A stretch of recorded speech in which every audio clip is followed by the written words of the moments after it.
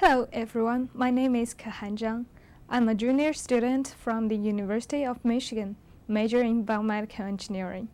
This summer, I participated in a short program working in biomedical optics laser laboratory led by Professor Marianne Mysak. I had a chance here to study on the optical fluorescence methods of non-invasive disease diagnosis and how shining light on tissues and tissue-engineered constructs can be an optical biopsy. The technique of fabricating tissues in the laboratory allows the study of diseases and diagnosis techniques before employing on human tissues. The picture shows a step-by-step multi-layer reconstruction of epithelial tissue using collagen network, fibroblasts, blood cells, and epithelial cells. To study complicated phantoms, we need first to extract useful information and quantify each component of the phantom. So I did tests mainly on liquid fluorophore solutions with polystyrene microspheres to study the fluorescent behavior.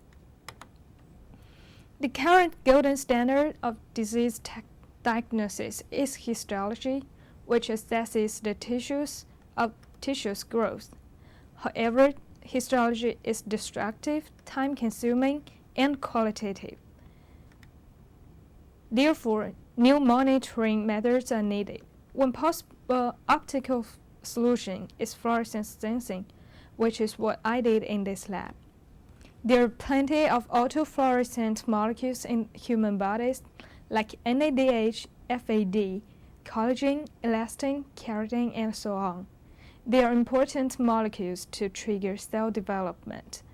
When an excited laser beam is directed into the tissue phantom, the fluorescent molecules scatter the light, and the emission light is collected to analyze the biomolecular environment. The bottom right picture shows how scattering light travels from the light source probe to the collecting probe. Professor Mysak's team applies fluorescence sensing method to tissue-engineered constructs and human tissues. It is non-invasive, non-destructive, rapid, and quantitative, which ensures the safety of disease diagnosis. During my time here, I experimented with novel instruments from our industry partners, Fluorescence Innovations. This picture here shows the system layout. The excited laser beam from the high-repetition laser source is directed via optical probe into the sample phantom, where it excites the fluorescence molecules, and the emission light is collected as a fluorescence wavelength time matrix, or WTM. WTM is a three-dimensional matrix, measures the emission light intensity with respect to wavelengths and time. It is obtained by stepping an emission monochromator through a series of user input wavelengths, such that a fluorescence decay curve is produced sequentially at each wavelength. Integrating the WTM over time yields a steady-state fluorescence spectrum like the top right, while integrating the WTM over wavelength yields a time-resolved fluorescence decay curve like the bottom right. 3 measurements was taken of each sample. The results were almost identical to each other, which means the measurement is highly repeatable. The measurement is also very quick. The collection time of each WTM was only 82 seconds. However, much of the time needed to generate the WTM was consumed by data transferred to a computer and stepping the monochromator.